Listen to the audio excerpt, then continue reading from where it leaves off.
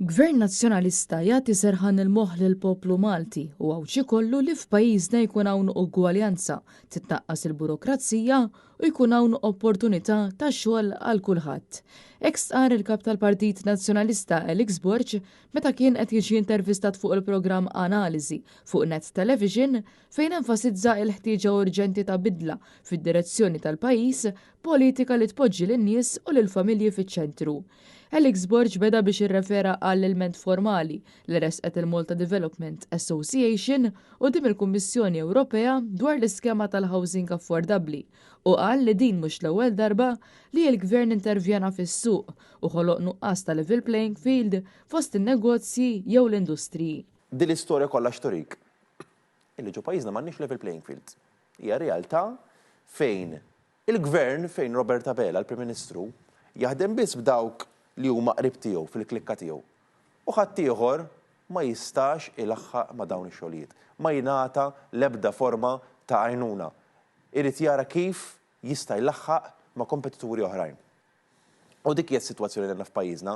U llum il-ġurnata Robert Abela ġab dik is-sitwazzjoni fejn anke qasam il-lobby tan-negozjanti. Dik hija s-sitwazzjoni fejn li għandna f'pajjiżna llum il-ġurnata. Dan hekk kif l-MDA sostniet li tal-iskema qed toħloq kompetizzjoni inġusta bejn familji u individwi li jinsabu ġenwinament fil-bżonn. Dan fil-waqt li jintqal ukoll mill-istess assoċjazzjoni li b'tali passi li qed jieħu l-Gvern qed joħloq preferenzi kbar bejn operatur u ieħor. Brabta ma' Child Trust Fund il-kap tal-Partit Nazzjonalista tenna li din il-proposta se tkun qed tindirizza sfidi reali li qed jaffaċċja pajjiżna, inkluż ir-rata baxxa tal-fertilità.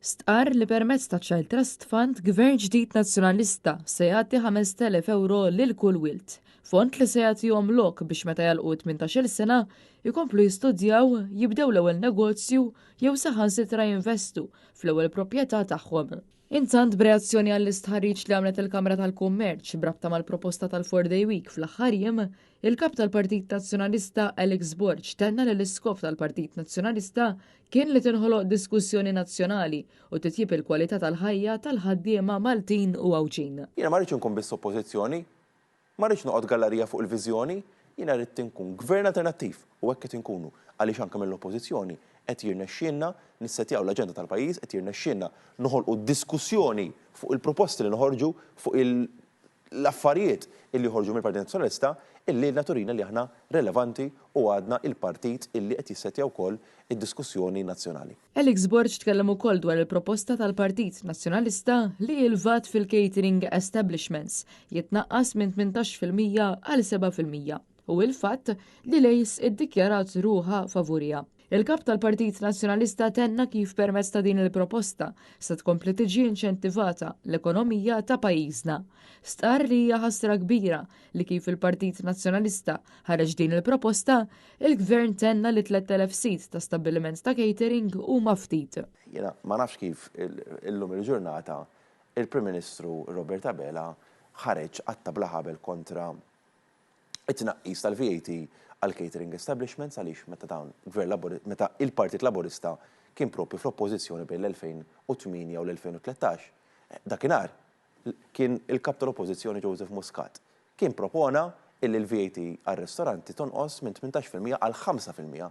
Veri dakinhar kienu jgħidu mod, issa li qegħdin fil-gvern jgħidu mod ieħor. Però apparti hekk anke il-nuqqas ta' kredibilità illi hemm fil-statements illi qed jagħmel il-Ministru tal-Finanzi Clyde Caruana għaliex filli jitfanna ammont filli jitfanna ammont ieħor. Alex Borg tkellem ukoll dwar iż-żieda tal-għolli tal-ħajja u 2.5 miljun euro dejn ġdid kuljum li laħħaq id-dejn rekord ta' 11 biljun euro. Żewġ temi li qed jinkwetaw ferm lill-poplu Malti u Għawġi kollu.